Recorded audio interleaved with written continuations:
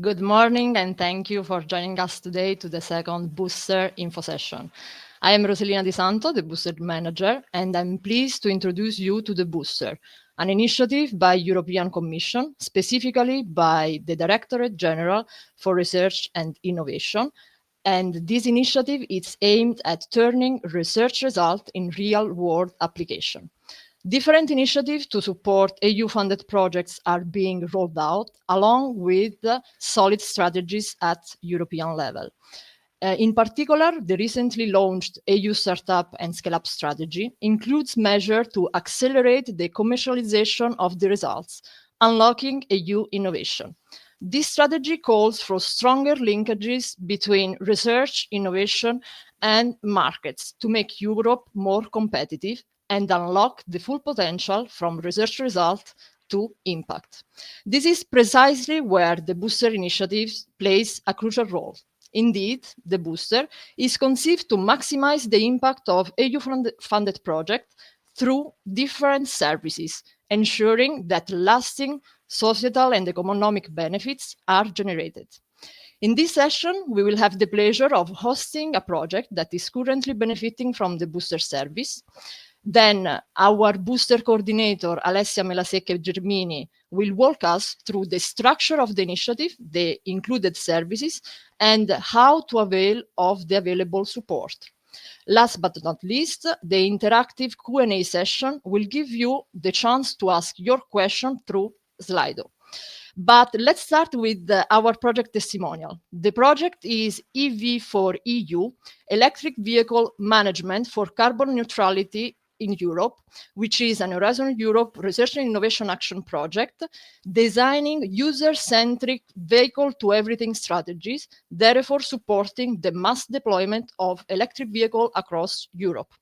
The project is currently benefiting from the Booster services, and the expert appointed to support this project is Sara Giordani, which I'm pleased to introduce.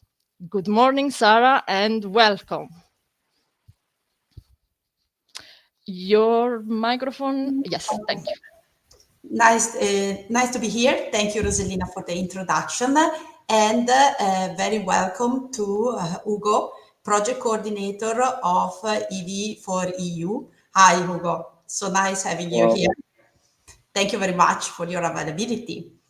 I have a couple of questions for you as project coordinator, so the audience can appreciate a bit what the Booster service is and how you were navigating through this experience.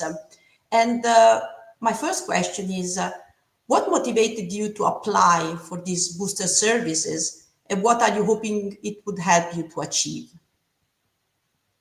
First of all, thank you very much for this invitation, and also thank you, Booster, and especially you, Stade, for all the support that we are providing in the EV4U project, and also in the exploitation, in the definition of this exploitation and innovation strategy. To answer your question, our main motivation in the Booster services was based from the need of deepen our understanding of how effectively exploit and the innovative solutions that we are developing in the EV4U project. While the technologies were already under development, it became clear that alignment with the real needs of the market and the real needs of the users of the solutions will be very important, and we need a more structured and strategic approach.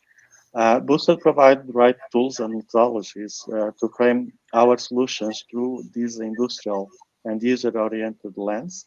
And this process is refined through the different sessions that we have, but also led to the unification and the improvements of the solution themselves. In fact, through these sessions and looking the problems in perspective of the market, we find some needs to the development of these solutions, but also some new stakeholders and new improvements that we can easily address to find new applications for the tools. EV4U intends to develop new solutions for electrical mobility and enabling new services, allowing the massive development of electrical vehicles. extends from the normal use of the vehicle, that is the travels and motion of the persons and goods. And in the project, we will incorporate new solutions for managing charging infrastructure, looking in the needs, for example, in the municipalities, condominiums, and SMEs, that in fact are the solutions that we are working with Booster. Through Booster, we understood the critical importance of the market positioning, but also the need of clearly frame users and customer problems and promote our solutions in this context, and also allow us to bridge the gap between the current energy demands, expanding EVs, buildings, and grids. That is another important aspect that we are working in the project, and provide an effective and value-driving response. These factors support help us translating our technical development into compelling value proposition that have impact in real world, and having the solutions that the stakeholders need.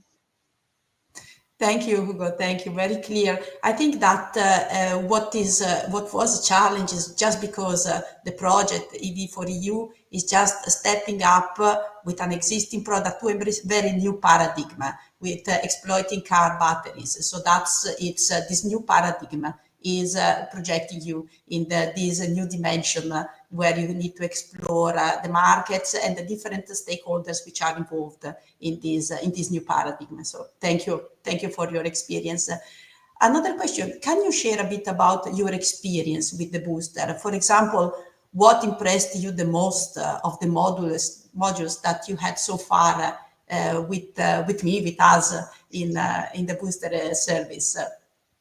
Yeah. I think that our experience with Booster is very positive and extremely valuable. And I already had the opportunity to share this experience with Sarah.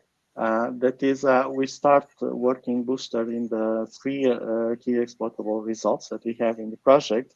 But for example, in the last General Assembly of the project, we catch the interest of the other partners also to do some exploitation and some activities that we are doing with Booster to other solutions that we are developing.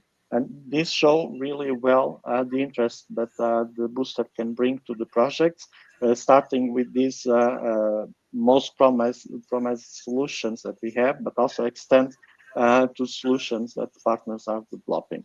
Regarding the program itself, the program provided a clear and practical framework to rethink how we position and exploit the innovative solutions that we are developing in the EV4E project. And what impressed us the most about models was their focus in user-centered value creation and market alignment. And this is for us, that is a research and innovation action. It's not one innovation action. It's sometimes a really a change of mindset of developing the solutions. And rather than treating the exploitation as a final step, Booster encourage us to embed this from the start, framing user real problems and validating our assumptions early on and not only in the end of the developments. The support we received was both strategic and hands-on, and the mentors, mainly Sarah, help us sharpen our value proposition by guiding us to better articulate these benefits of our solutions for different target groups.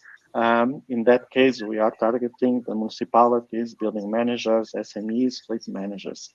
This allowed us a better alignment, technical developments, and the actual market needs. In summary, Boost has made us more confident and better equipped to navigate the challenge of exploitation, communication, and stakeholders engagement.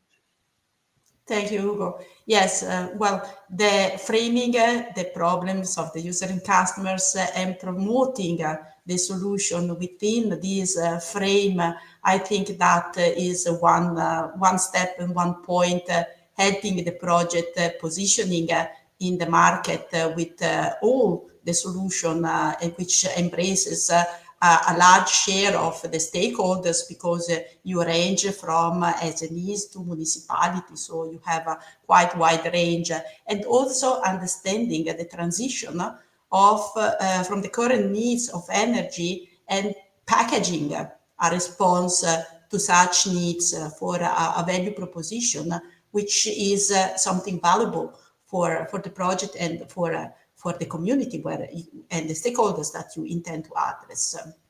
So very, very nice. I have a last question, Ugo, for you. So the audience has a bit of a feeling on the progress that we are taking.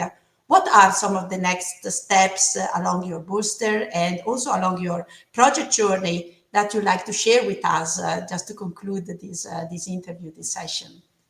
Yeah, now we are complying with the model B of the activities, that is exactly this identification of the user needs and the market identification and what are exactly the target groups that we have. Now we need to design this solid value proposition that is the final result and the next steps in our booster and the EV for your journey. Focus in the building robust exploitation plan that will guide also in the business plan.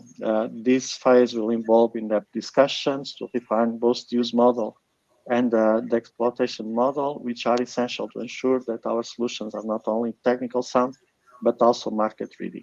For this, we are conducting some sessions with final users, with different stakeholders to try to have this market ready solution. These efforts are aligned with the foundations for development of complete business plan, which is the ultimate objective of a go-to-market track with the booster. We expect this process to challenge our assumptions, but also significantly strengthen our strategy for bringing for innovations to real-world impact. Thank you. I think that your journey toward generating a business plan is well paved. We already moved the first steps and with the value proposition. Now we are going to move to the exploitation strategy and designing the exploitation plan, preparing for the business plan, which is very in need for bringing your solution very close to the market. So Hugo, I thank you very much for being with us today and for your kind contribution. I think that we can proceed with the rest of the event. Thank you very much again for your participation. Thank you. Thank you, Sarah, and thank you for all the organization in Booster. Thank you very much, Hugo, and thank you very much, Sarah, for your support. We are indeed now ready to move on with the second part of the info session, and I am ready to introduce you the booster coordinator, Alessia Melasecca-Germini, which will walk us through the structure of the booster and all the services included in the booster, along with the information on how to apply and how to benefit of this initiative. Good morning. Thank you very much, Rossellina, and thanks again to Sarah and Hugo for being part of our booster info session. I'm now starting. Okay, yes, I have the slides. My pleasure is to explain you a bit more about the services, how you can access them, and which is the then path that will be for you in your booster journey. First of all, as you know, booster is a European Commission, the GRTD initiative, which means for the beneficiaries that the services that I'm about to present you are delivered 100% free of charge. So, very first information for you, there is the possibility to submit questions if anything unclear during my explanation and later on. So we can then answer them live at the end of my presentation. So please scan the QR code and post your questions on Slido. And as well, rank them if you see questions which are, which you appreciate and you would like to support, because at the end, the Q&A session will be organized in a way that, of course, we will start from the most recurrent ones. So this is somehow a recap of the, why booster to support projects, EU-funded projects in maximizing the impact journey.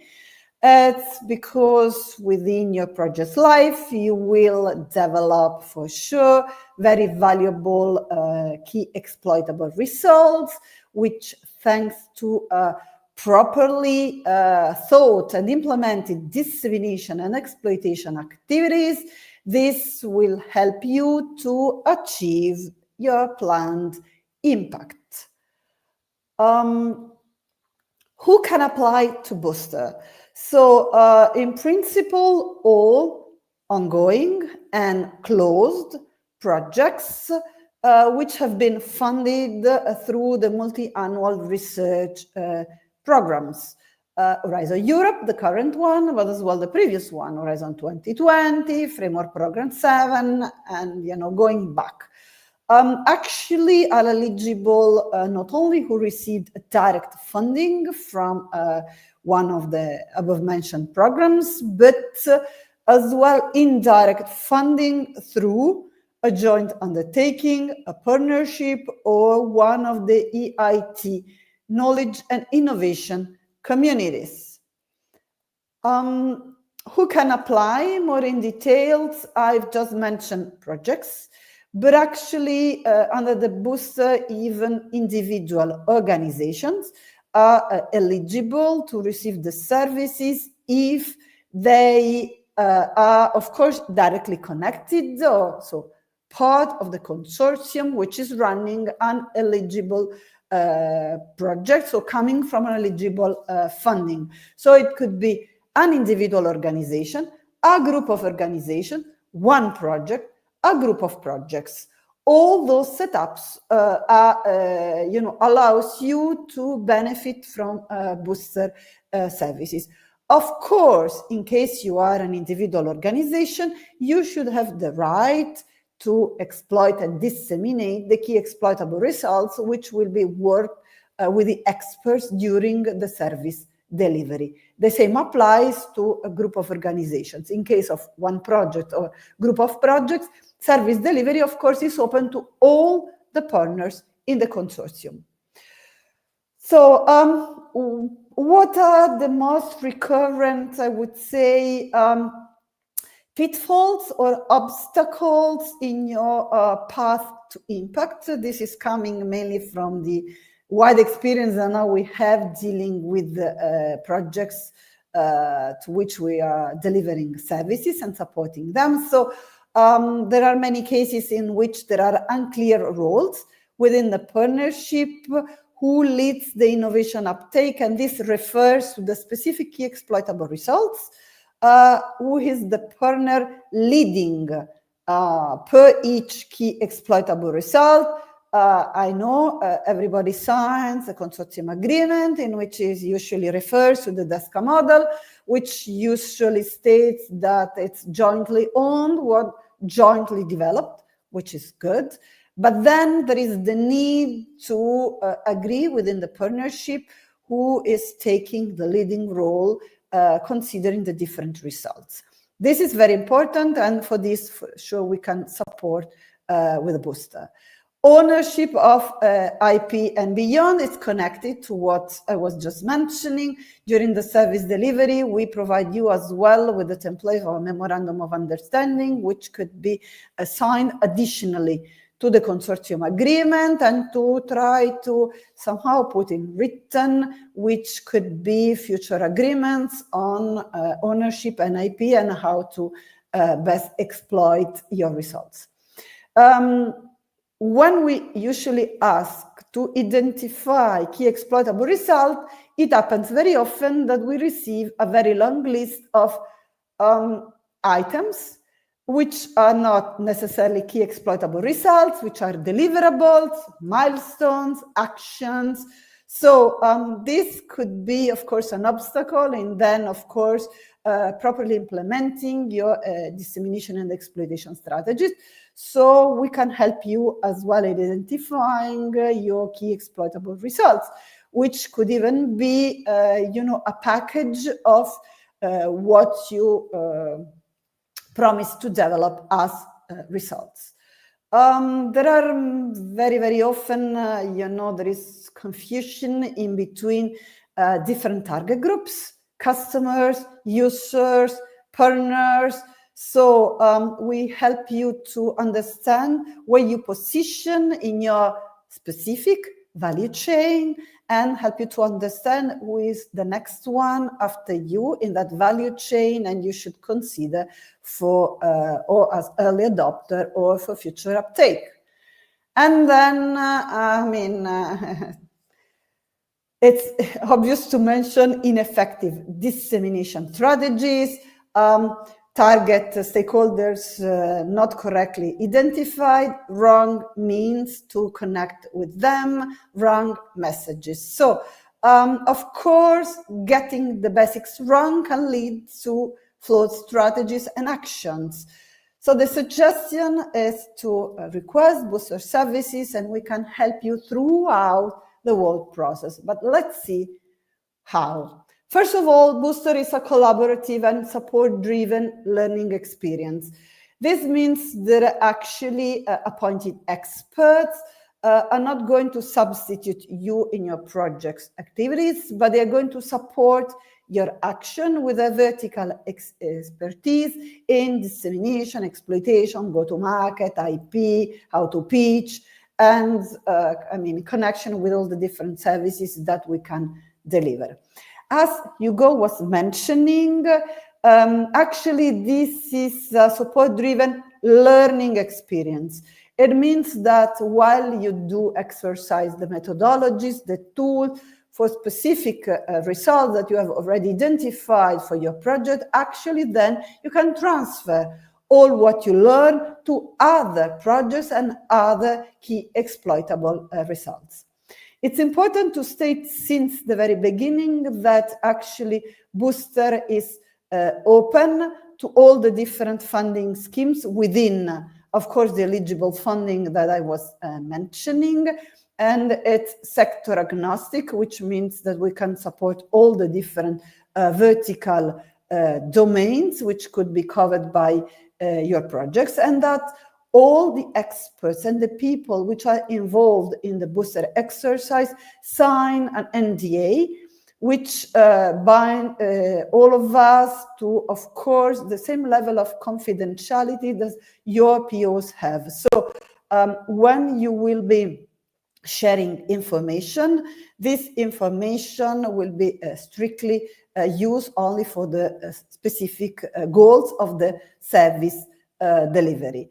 I'm mentioning this because at the application level, we will see this later on, you are requested to provide very few information, but one of the documents that you are requested to upload is the description of action, or at least an extraction from the description of action, which definitely refers to mainly the impact part. So now the core of our presentation is to introduce you the Booster services. We have two layers, the dissemination support and the go-to-market support, which are the core services. And then we have a list of add-on services, but just start with the dissemination support. Actually, what you're going to receive under the dissemination support is that expert will work with you on your communication and dissemination plan, and they will help you to enhance your dissemination strategy, to upgrade the plan where gaps or missing parts are assessed. They will help you with your customized audience engagement in terms of identifying the right audience, the right messages, the right channels, and they will support you as well in showcasing your results on the Horizon Results platform.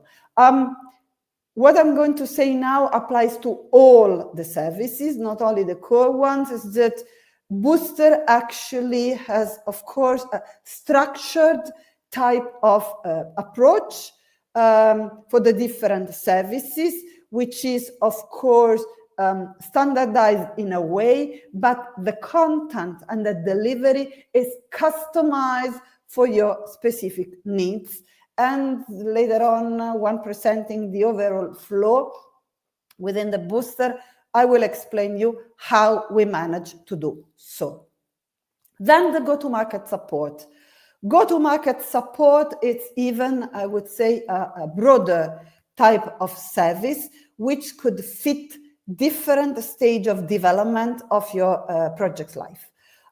We can start since, you know, the very first phases, and the very first phases, which means that you are just the first months of your project's life, and perhaps approaching or just after your first consortium meeting.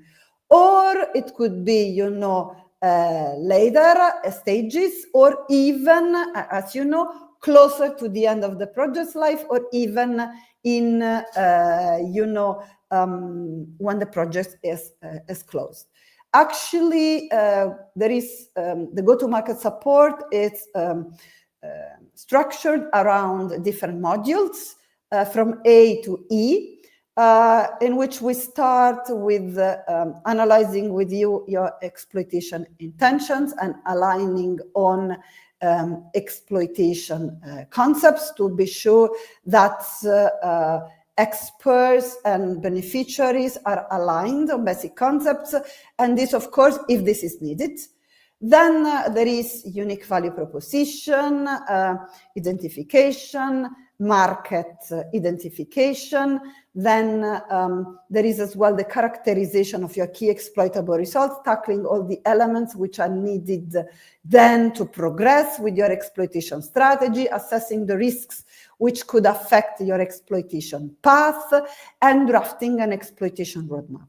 Then, of course, you can go further with different business models and use options, business planning, innovation management, first intro on IP, and even further in supporting you in the creation of a startup spin-off, or scouting and assessing which are other funding that you can access even outside the EU funding. So there are a lot of different possible type of supports that we can provide your project with. Then after the core services, we can propose you add-on services. So we have the networking, which is more, thought to expand your contact, direct stakeholders type of database, so to allow you to find partners, to find a manufacturer, distributor, or to leverage on commonalities that you might have with other stakeholders for then joint exploitation and joint dissemination. Portfolio analysis.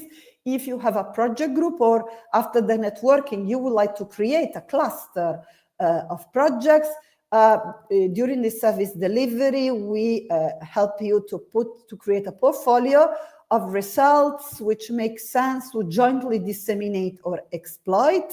Then best means to reach the different audiences for always joint purposes will be identified, messages, and channels. Then we have the intellectual asset management, which is the service which goes vertical on IP management, due diligence, freedom to operate, IP evaluation. All the different activities that you can think about intellectual assets.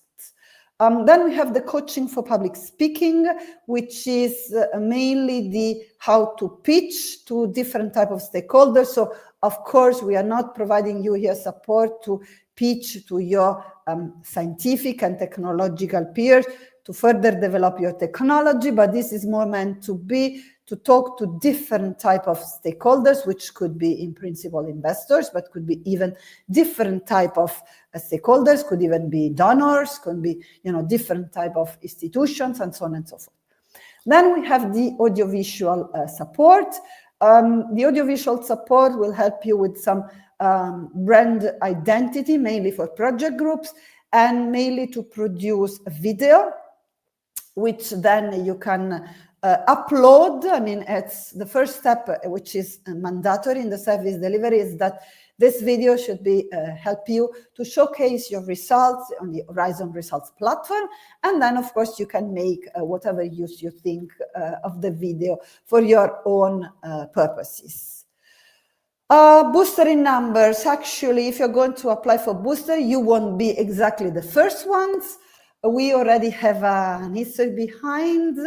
Currently, we have involved more than 200 experts covering all the different domains, as you can imagine. We already supported more than 2,000 projects, and more than 3,000 services have been launched and implemented since booster kickoff. How to apply? You can apply on the Horizon Results Booster.eu platform. Applications will happen online, so you can register and then fill in the application and submit it. You have as well directly the QR code in the presentation to submit your application. How it works, the overall process. So you register, you start to fill in your application. You can save it. So if you need further information that you would like to ask to partners or colleagues, you can just save it, re-enter, and complete it. Once submitted, applications are approved. So checked, first of all, the eligibility, and approved directly by the European Commission. It usually takes 7-10 days, but I can tell you that on average, it's even less than that. And then it's important to mention that this is not a competitive type of application, which actually means that it's always an open call. You can submit your application at any given moment, even during nights, holidays, and so on and so forth. So each application is assessed per se, which is very important for you to know. Then once the Commission approves the application, we appoint a team of mentors, which have the goal to be in touch with you, to organize a couple of calls in which you will exactly present your case, the stage of development of your project, and what you have achieved in terms of results. And then they will explain you more in details different type of booster services you can benefit from, and you will agree with them which will be your service roadmap for your booster journey. So this is, what I was mentioning in terms of that there are predetermined type of services, but actually which services, in which time, and to which extent they will be delivered to your specific case, this is agreed among you and the mentors.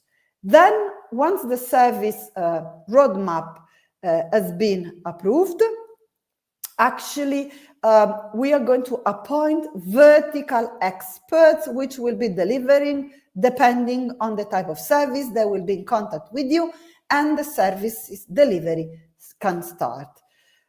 In general terms, the Commission takes 7-10 days to approve the application, 7-10 days then to appoint the mentors, usually in a couple of weeks, 2 calls. The service roadmap is agreed among beneficiaries and mentors, and then the service delivery can ideally start from the next month till the booster initiative deadline, final ending, which will happen in 2028, actually the end of November 2028. So it could even happen that you can start booking your booster services next week, but then you can plan to have services delivered not one after the other if you would like to receive more. Even for the go-to-market modules, that should not happen necessarily one after the other, but you can think to have a different timing considering the activities that you plan to have in your project. Nothing carved on stone. Once you agree with the mentors, your service roadmap, and then perhaps you need to add new modules, to add new services, to postpone an activity or to drop one module and one service, you get in touch with the expert. And this is a very flexible type of approach, which will be really customized for your specific needs. So dates and services could be changed. After the final implementation of the service roadmap, actually mentors will be in contact with you to assess how the service delivery went and to see if you have further needs, which could even go beyond the booster initiative. So I'm sharing again the Slido QR code because we are at the moment in which I'm starting answering your Slido questions live. Actually, there are colleagues from the booster management team and the commission which are already answering in written to your questions, but to share with all of you, you know, what could be answered. Here I am. So now colleagues will display the questions and I will go through them. Please consider that you will find as well frequently asked questions on the booster website, where there are as well videos and more information. Of course, there is the recording of this session and previous sessions, so you can even access to those ones. And for you to know, frequently asked questions are updated after each info session, so you will find there all the latest ones. So first question, what is the success rate of application if unsuccessful? Can another application be made? This is a good question. Success rate of application. Actually, if you come from an eligible funding and you upload the requested information, actually your application will be approved 100%. What happens if you are unsuccessful? It depends much on which is the reason why your application was rejected. I can make a couple of examples. First example, you are not coming from uneligible funding. One case, which actually, a couple of cases which actually happened, Life Project, Erasmus Plus project. They submitted an application for projects funded under those schemes. And of course, they were rejected. Actually, for the not eligible project, there is still a way to benefit from booster services. The way is to group with at least an eligible project. So you can have an eligible funding project applying for booster services together with you. This project will act as the leading for this, ad hoc created project group. Of course, you should have some commonality, something, to share with this other project, and then you can benefit. So a new application can be submitted by the eligible applicant, and you can, of course, then benefit from booster services. There was as well a case in which, of course, it was not just the fact that it was coming, the project, from a not eligible funding, but there were missing parts, or there was somehow misunderstanding on the information provided by the applicant. No problem. You can reach us. I will share at the end, which is our functional mailbox. So any case, you can reply to the rejection, or you can drop us an email to the functional mailbox, clear out your case, and of course, we can reconsider your application. So even in that case, there is some flexibility. The only flexibility that we cannot have is that a project should come from eligible funding or should be connected to the eligible funding in an indirect way, as I presented: joint undertakings, partnerships, EIT, knowledge and innovation communities. Next question, please. Are the services free, even the audiovisual support? Yes. If you are, your application is approved and service roadmap is agreed with the mentors, all the services are provided for free, completely free of charge for eligible beneficiaries. You should consider in that direction that, of course, Booster is covering experts' time and commitment and not direct costs. I mean, that you could incur. Like during the intellectual asset management, you decide then to patent, to submit, to file a patent. Patenting costs are still on the project, are not on Booster. So we do not provide direct financial support. One of the services, one of the modules under the go-to-market actually is to let you know and assess some different funding options that you can access, but is not providing money. Please do not mix us up with the Booster, EIC Booster, which actually provides money. Okay, this is a different initiative. Next question, please. Is it possible to request a specific service go-to-market? Yes, but you are not going to pick the services from the application in phase directly. I mean, you submit your application, which it's more an expression of interest. So you explain your case, you provide the information which is requested, and you submit the application. Then, when having the first call with the mentors, you can, of course, express your interest for specific services if you already have a clear idea. And then this could be discussed with the mentors, which usually, of course, are inclined to include in the Booster service roadmap the services that you already pinpointed, and perhaps adding new ones that you haven't thought about or you haven't thought for your specific case, which, as I mentioned, could be added, on the spot or even later on. So while you go and you implement your journey, Booster journey. Next question, please. How many days in advance should we send our dissemination and communication and exploitation for your inspection to get feedback before submitting the deliverable to the EC? This is a good question.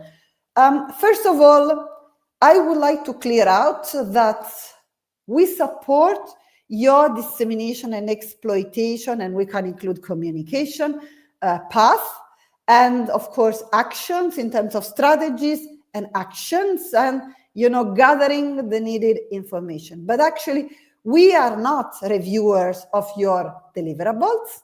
What we support you with will for sure help you to submit your applications, but actually your deliverables, but actually deliverables are your responsibility, and therefore the extent to which you take advantage of the Booster services then to feed your deliverables is on you. Then each service that will be delivered as usually, steps which are planned to happen. Then how fast you can go throughout those steps depends much on how quick you are in reacting to experts' stimulus, to experts' requests, and to agree on what has been discussed to progress in the service delivery. Therefore, it's really on you. And of course, if you plan to take advantage of Booster services, then to feed your deliverables, which is absolutely something that you can do, please plan to have the services delivered with some time in advance, of course. As I said, in principle, we are not taking your deliverables, reviewing them, and then telling you, okay, guys, now you can submit the deliverable to the commission. This is not how Booster works. As I said, collaborative learning experience. Then you will learn how to do a certain type of activities, or you improve and upgrade your knowledge skills in that direction, and then you will submit, better deliverables. That's for sure. Next question, please. If we want to apply for this opportunity, how much time, effort should we expect to invest? Do you have any estimates? Good question. Being a collaborative exercise, as I just mentioned, it's I feel that it's useful to share with you that first of all, the time that you devote to collaborate with Booster experts, you will be working on your project's results, which means that you can report that time in your timesheets, or this can be considered, of course, in time commitment spent for the implementation of the project. Under, of course, usually the dedicated work package, which is dissemination and exploitation, usually could even be in other areas of the project's activities. And your time commitment depends much in terms of project development, how many key exploitable results, if 1, 2, or 3, or more. It depends much on which is the level of understanding of the actions that are going to be implemented and the extent you would like to collaborate with the experts. So I would say that in principle, in terms of the dissemination support, it could be from 2 to 4 equivalent working days. The go-to-market depends much on how many modules, which could be from 2 to even 10 equivalent working days. But just for you to know, this time could be spread out of 6 months, 8 months, 1 year, 4 months, depends again on the modules. For the add-on, it's being more vertical type of services. It could be from 1 to 4 equivalent working days, depending on the service. Of course, during the service delivery, there could be only the applicant. There could be the applicant plus colleagues from their organization. There could be the applicant, colleagues, other partners, different teams from the different partners. So there could be a variety of setups, and then so the actions and the contribution could be on one person on the beneficiary side or on more people. Moreover, please consider that you submit your application through the platform. Then when the application is approved, a dedicated workspace in the platform is created. Only appointed experts and the applicant can access, in principle, that workspace, but other colleagues from the applicant could be invited to join the workspace, because in the workspace you will have shared documents, you will have reports, you will have the possibility to post and exchange information with the experts. There will be the service delivery, the roadmaps, and everything will be in the platform. So everyone you feel should access directly that type of information should be invited to join the specific workspace.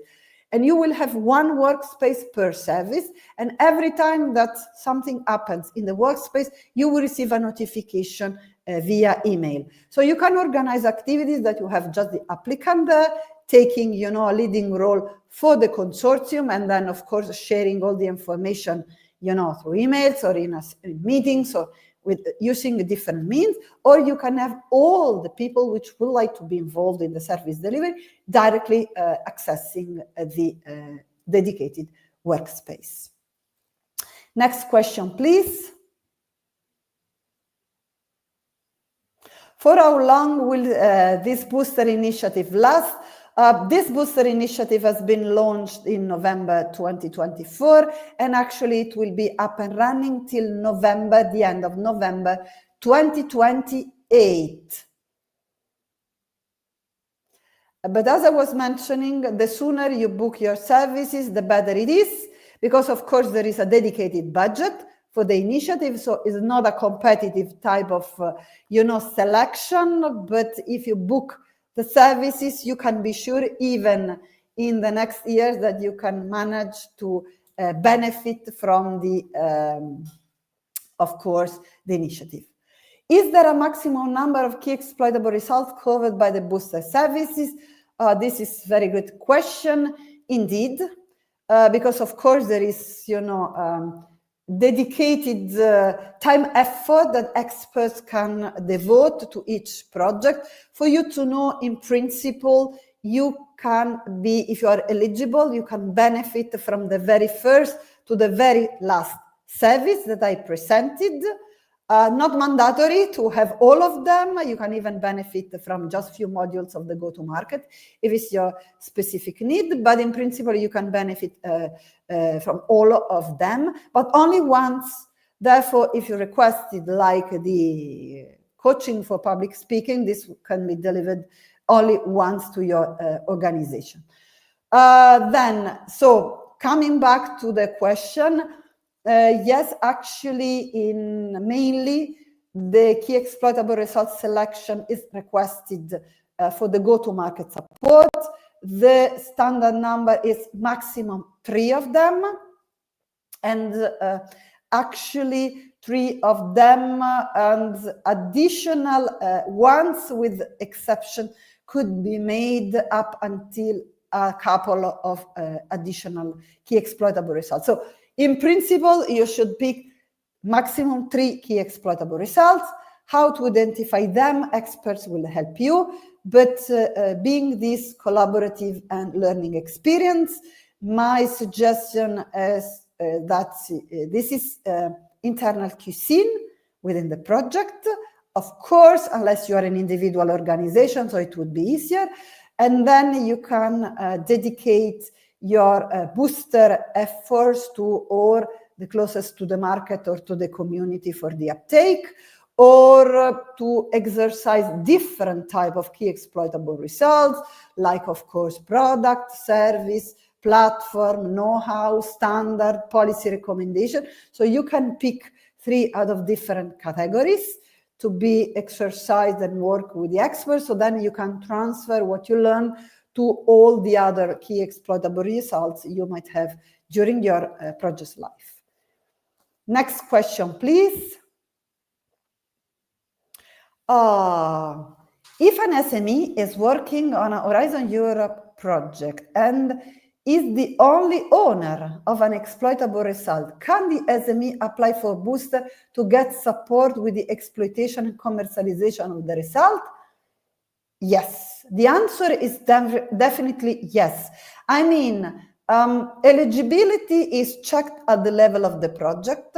So no matter where the organization which would like to benefit from booster services is based, and then now I'm thinking to UK, Norway, Switzerland, and other type of countries. So even if you're based in one of those countries, you are eligible, you are part of a project, and therefore you are eligible to benefit from booster services. And no matter the type of organization that you are, public institution, university, research center, SME, corporate, NGO, intermediary, consulting, whichever type of organization you are, if you are coming from an eligible project and you have the ownership or the right to bring forward, to disseminate and exploit your result, absolutely you are eligible to benefit free of charge of booster services. Next question, please.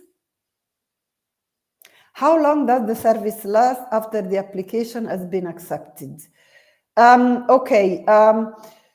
You submit your application, as I mentioned, 1 week, 10 days max for the Commission to approve it. It is approved, then couple of weeks and you will be contacted by your mentors. Then you agree on a service roadmap, which could start, as I mentioned, from the following month.